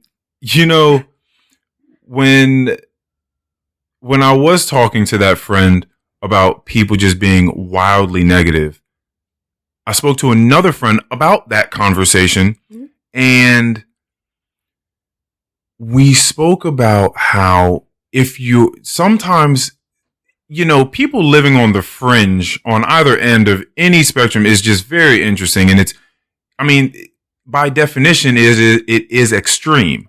So people spend a lot of time, and I used to be one of these people. I'm glad I'm not anymore. That you knew what negative looked like, and you knew what negative sounded like. You knew what negative felt like. So you didn't want to be that person, especially in the workplace. You want people to be happy around you. Mm-hmm. Like you said, you want people to feel comfortable coming to talk to you about whatever. So then you try to be the antithesis of this hateful, mean-spirited, Grinch-like energy. And then you become a clown. And I think that being on any of these extremes is fucking annoying and it's disingenuous and I don't really want to be around it. So, it made me think about why clowns are probably somewhere in the top 10, if not 15 fears that people have. Like, people are terrified of clowns. A lot of people are terrified of clowns. Yeah, they are. And I thought about this idea of being just extremely overtly, gratuitously happy and over the top about your joy and happiness. Everything is great. I love it. And it's like, yo, relax. Are you trying to convince me that you're happy, or are you happy? Mm-hmm. Like, who are you trying to convince? Me or yourself? Like, what's going on? And so I've seen both sides of this spectrum, and you certainly don't just want to wallow and bask and marinate in whatever the negative person's got going on. But I also don't want to do any of those things with the just overly happy. I'm talking about Care Bear heart rainbow shooting out of the chest at you in the face at all points in time, throwing daisies and rainbows and yeah, it sounds like a headache. Cotton candy and shit at you all the time. Like, yo, fucking, it's just too, like, every time they talk to you, it's just like this, and like, it's just, yo, that can't be you. That can't be you all the time. Mm-hmm. You have to deal with like a range of emotions. You can't just be on 1,000, cloud 9, 100% of the time. So even that to me is distasteful. Do you feel that people do that for a first impression when they're all super happy? I've seen people just try to keep that on, like, as a persona. I've seen people just, as soon as they get wherever it is they're at in front of people, they just try to put this thing on. But I've also known some of these people to be sad or have some issues going on behind. I mean, it's just, imagine the clown at the fair. You know what I mean? I kind of get this idea, not to say all clowns are like this, but I kind of get an idea of, maybe because we've seen it on films or something like that, but you get the idea of a clown jumping in front of the kids and fucking juggling bowling pins and making stuffed animals and all this sort of stuff. And then when he gets paid and it's the end of the night, he's fucking drinking a bottle of Jack somewhere in his trailer and he's like, oh, fuck these kids. You know, and it's that dichotomy of a person. It's like, I'm going to try to exude and exhibit as much happiness and love as I possibly can. But really, once I walk away from this instance, it's not really like that. When I get back to my house and I look at myself in the mirror, I'm not looking at all that shit. And so I would just like to see just a range of emotions and experiences within a human being. Yeah. That's all. It wouldn't be healthy to be like that all the time. No, I don't think it would. I don't think it would. Emily, I'll say this. We talked about dating a little bit. Mm-hmm. And I kind of asked you this about people in general, so it may be the same answer. What is your non-negotiable in the dating world? It could very well be the same thing, and if it is, let's talk about it. Okay. Yeah, we did talk about this, and I think it's really great to talk about. For me, wow, you have so many, but I would say to narrow it down to your top 3. You want to do 3? That'd probably be easier if you. Yeah. The big things for me is, I guess I kind of talked about it earlier, but working on yourself. People can always improve, right? Whether that be in your head, or if it's fitness, or if it's, I don't know, therapy, or if it's with your job, or if it's being in touch with your family more. There's always something that you can improve in yourself, and not saying that you have to improve stuff in yourself, but there's also things that you can find and grow in yourself. Mm-hmm. So working on yourself and growing yourself is a big thing for me. Mm-hmm. So that's something I look for. You know, do you want to go to the gym more? Are you going to the gym? If you want to. How do you inquire about these things? Like if you're talking to someone, do you just flat out ask them? Yeah, you can ask if you feel comfortable, but this stuff usually comes up in conversation. They might say like, oh, like, what are you really into? What are your hobbies? Mm. Oh, I go to the gym, but I want to do yoga more. So I want to try to go to more yoga classes. It can be something so small. It could be, if they want to start journaling more, it could be anything that they want. They have a goal that they want to meet, working on yourself, whatever that might be. So I'd say that's my most important one. Okay.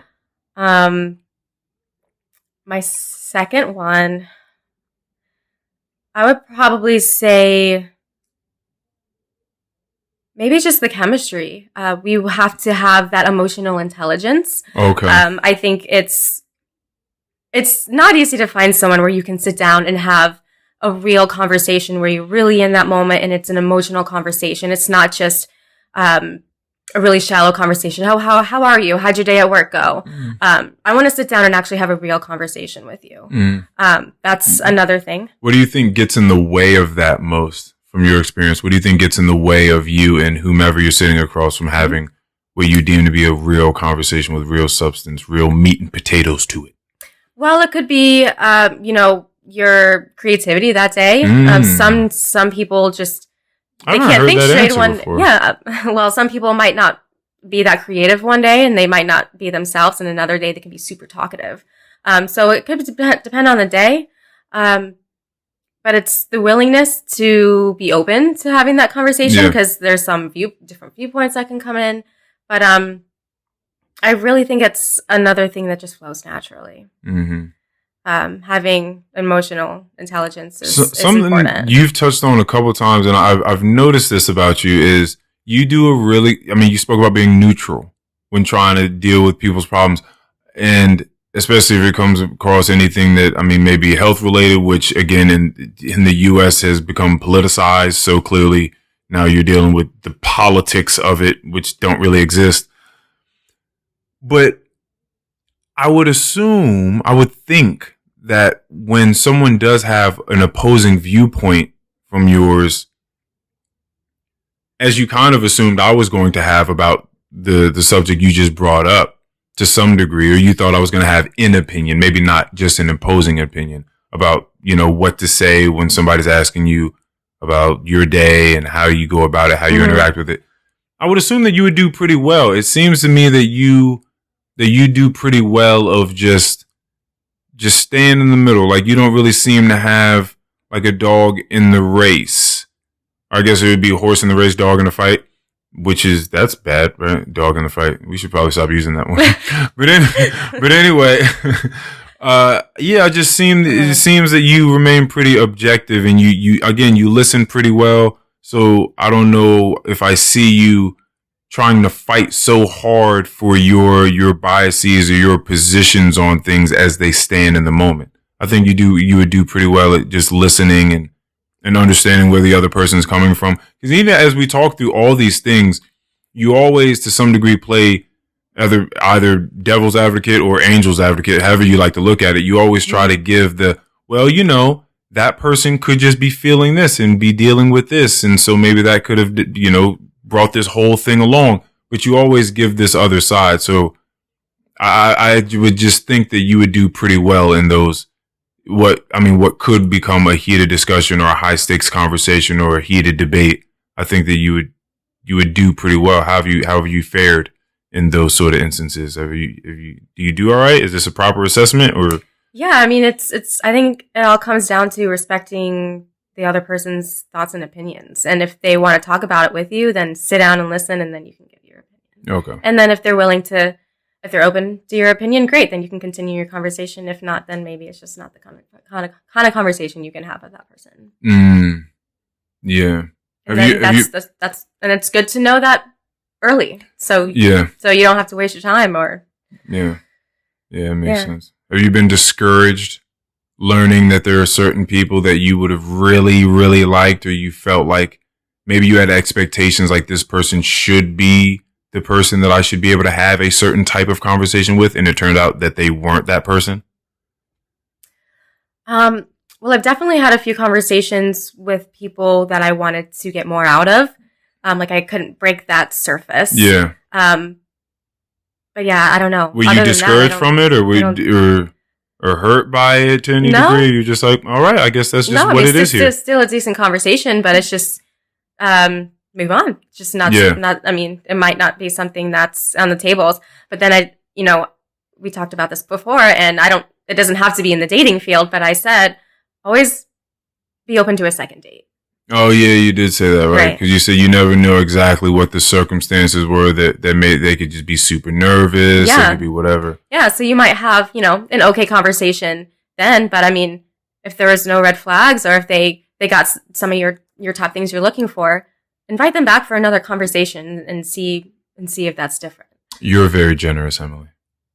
Thank you. You're a very generous date goer. A lot of people might not do that. I saw my dad and I were at a bar years ago, and him and I were having great conversation too, and that's how you know that this was funny, because we were having great conversation and we were locked in, but the whole time we just heard this woman yapping away.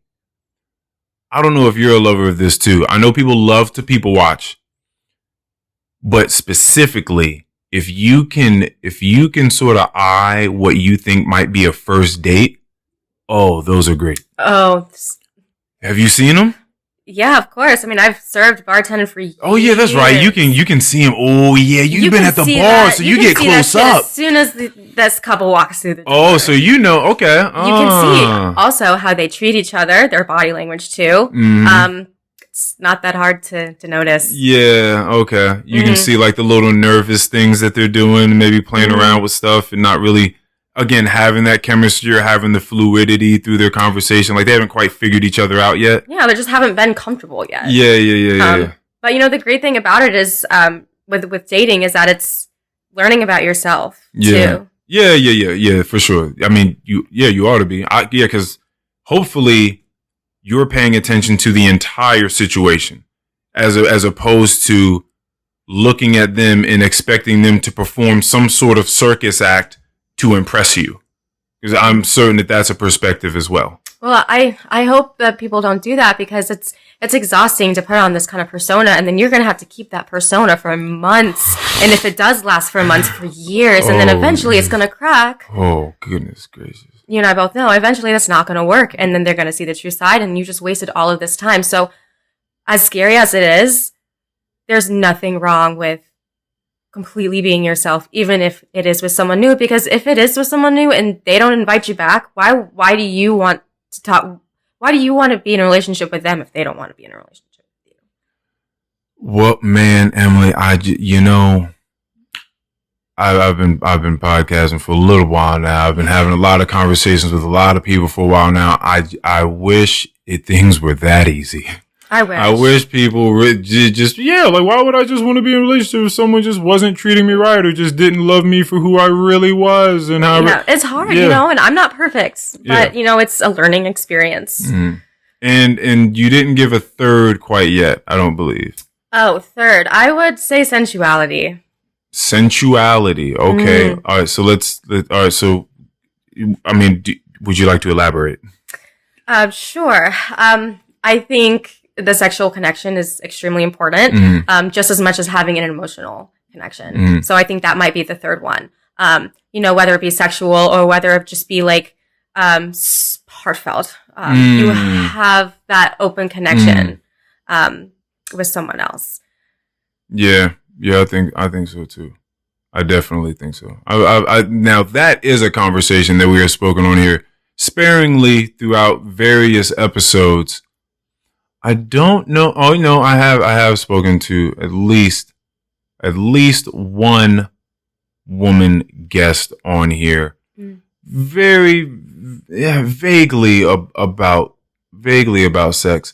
But I guess if I were to ask you about it, it would end up coming back to just being open and available to having conversation about things, because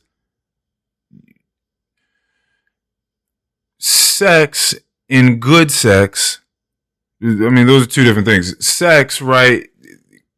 good sex is going to end up coming from understanding. Understanding is going to come from conversation and taking accountability for what you're doing, what you're not doing, what you're seeing, what you're not seeing, what you're not acknowledging. And actually the conversation that I did have with that woman on here, she said that she was dating someone for quite some time and they would have sex and afterwards she would want to have conversation about it. Like, let's talk about what just took place. And the dude was just like, no, that's weird. Like, that's weird. I don't want to. Red flag, get out. Ladies, get out of that relationship. You will want someone to have these conversations with you, and there is someone who will have these conversations with you. Well, yeah, they're definitely out there. There's definitely some people ready to have some conversations about sex. But yeah, man, that struck me differently. That there's this thing that we all do. We just did it in the bed, and in his eyes, it's just like, I was there, you were there, we both know what happened. What do you want to talk about? Like, what do we need to go over? Yeah. That's rough. That's a rough place to be in. It's rough because I think it all comes down to respecting that other person. Mm-hmm. If they have feelings that they want to talk about or something to talk about, it's just respecting your feelings. You might not want to talk about it then and there, but say, can we talk about this tomorrow, or talk about this another time, or let me process this first before we talk about it. If it's something bad, who knows? But I think it's important to respect that someone else wants to talk about something, and that's a big thing. And if you don't respect someone, then how are you gonna be back in the bedroom and have great sex? Because if you don't have great sex, it's not gonna work out. You might want to prolong it, but it always falls through.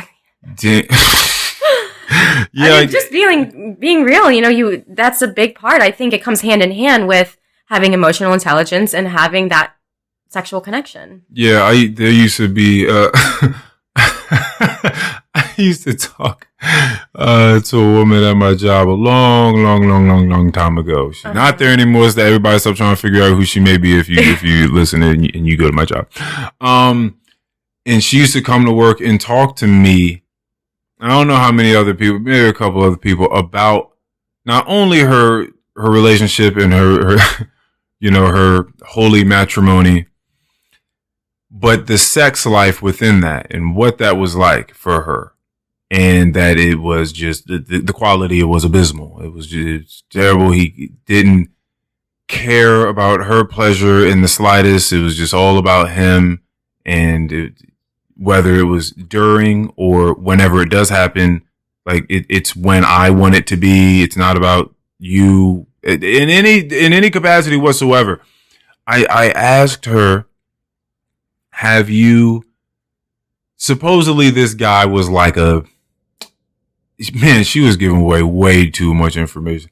She said this guy was like a 2-3 minute type of guy, right? And I was like, well, have you spoken to him about the implementation of toys and such? Just other things, right? That would help you along your way. Absolutely. Wouldn't you be excited to talk about those things? It's funny that you say it like that. Let me give you a little game here, Emily. Men are, I'm not even going to just say just men, but men can be very proud, right? And yes. A lot of men can feel as though in order for them to feel like a man, they need to be the ones to be able to fulfill you and get you wherever it is that you need to be. Mm-hmm. And they don't want you to use any other tools to make it to the mountaintop. Right? Because I ought to be good enough. And they never think, well, what if I'm just not good enough? But that is the idea, is their ego would be shot. And that's what the woman told me. She was like, I can't bring that idea to him. He's going to be like, why do you need, what you mean? I'm right here. You're like, yeah, I know, but you've been here. You've been here for quite some time. And I'm still I'm telling a guy at my job, which again, she would never say, but I'm telling a guy at my job that I have never had an orgasm in this house that had to do with you. Yikes. Right? No, you can't be with That's someone for 5 years and they've never helped you get to an orgasm. Yeah, that's Come on, man. We're not doing that. No. We're being frank on this. Next. You cannot be with someone like that and just you're not having an orgasm. We're not doing that. 50-50. Relationships are 50-50. Oh, I was about to say, I thought you were going to say, well, if you get like an orgasm 50% of the time. Oh, I thought no. You were saying that this person hasn't gotten off and however long they've been in this house, but he has always just 2-3 minute guy. But what about the other person? Right. You are right about, the guy's feelings, but it's also how you bring it up as well. Yeah, for sure. You can still bring it up, but also respect their feelings doing it. Say, hey, like, we don't have to, but this is what I have, and it really gets me off. Like, do you care if I use it? Mm. That's fine. Yeah. But I mean,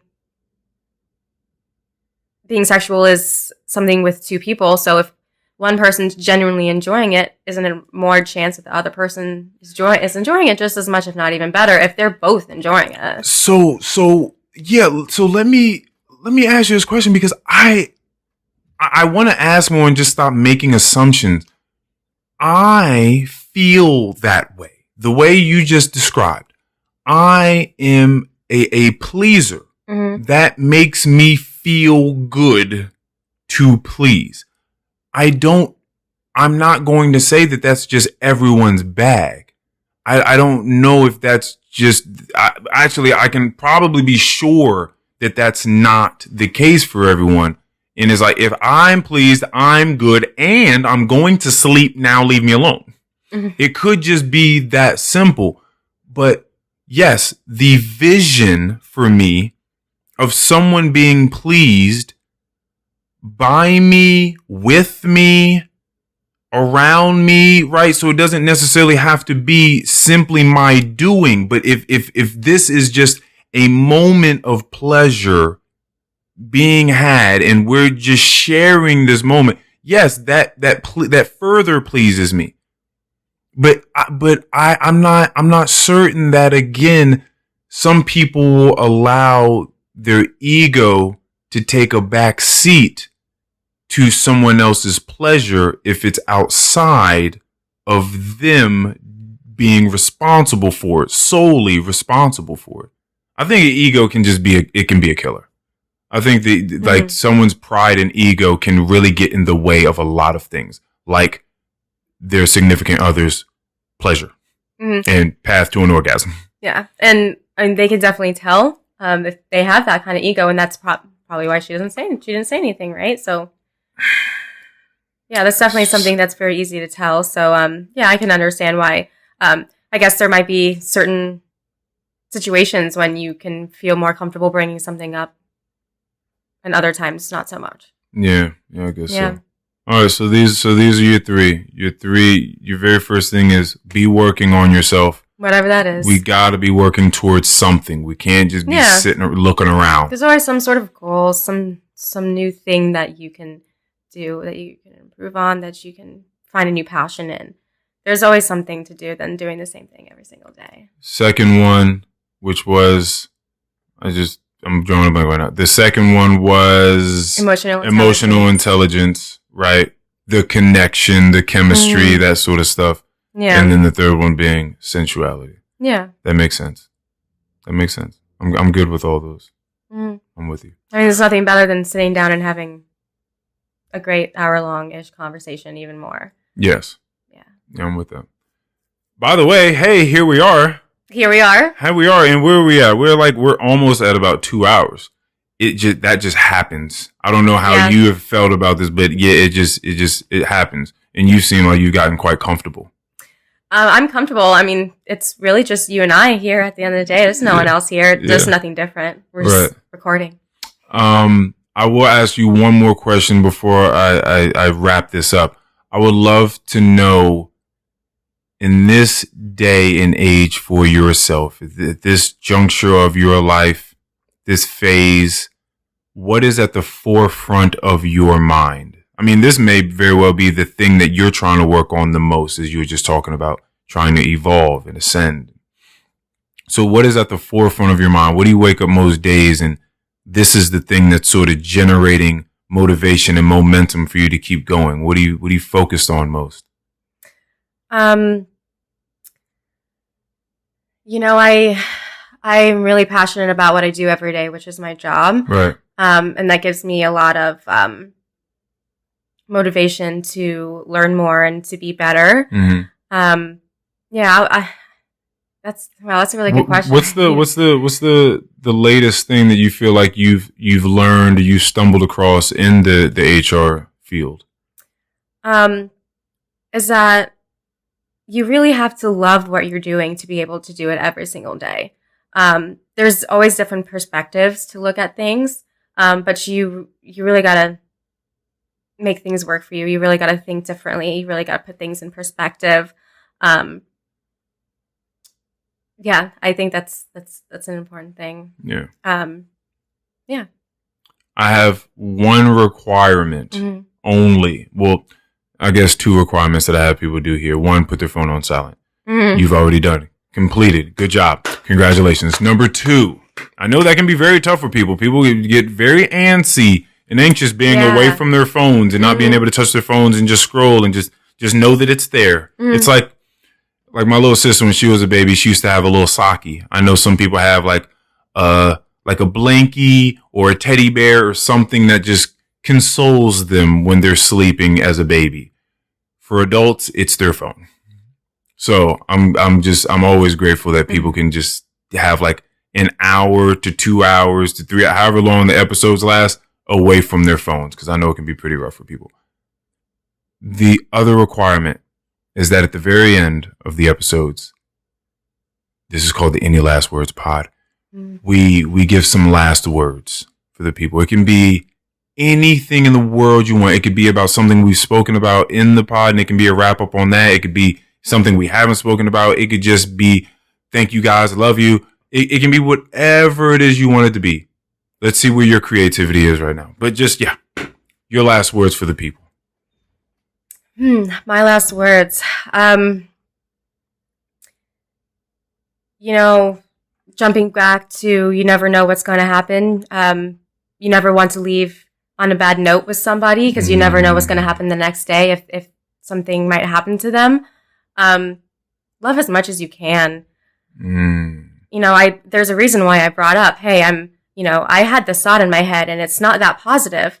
And it has to do with keeping healthy relationships. And it's hard to keep relationships when you're fighting with people or when you're in rocky relationships. But don't forget to still text them, I love you, even after a fight, no matter who it is. If it's your friend, if they're going through a hard time and they haven't texted you in a few weeks, just text them and say, I love you, I'm thinking about you. That moves mountains, and that's definitely helped me a lot recently. If you are in a rocky relationship with anyone, don't forget that you still love them.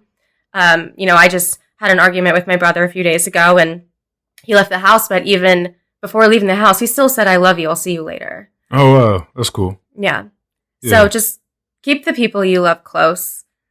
There's a lot of great people out there, and there's a lot of great people you have yet to meet. So continue to build on that and keep them close. I love that. That was good. That was solid. Thank you. Yeah, that was solid. My last words for the people. I guess I'll kind of go off of that, because I did bring up that I'm trying my best to reconcile with anyone that I ever had any rough patches with at any point in time. I don't care who it is. I know that can be tough. I don't expect for everyone to just be able to reach outwardly. I don't expect everyone to have reconciled with themselves on the levels that need be before they can reach outward to anyone else. But what I think ought to happen is at least let these words grace your consciousness, so that you know that that is an option and that you don't have to have, you do not have to have lifelong enemies. There is a world, there is a possibility in which you have no real enemies in your heart. That can exist if you're open to it. Those are my last words. Episode 101.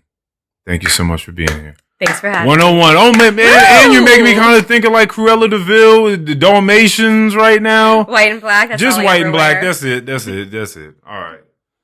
Thank you, everybody. Peace.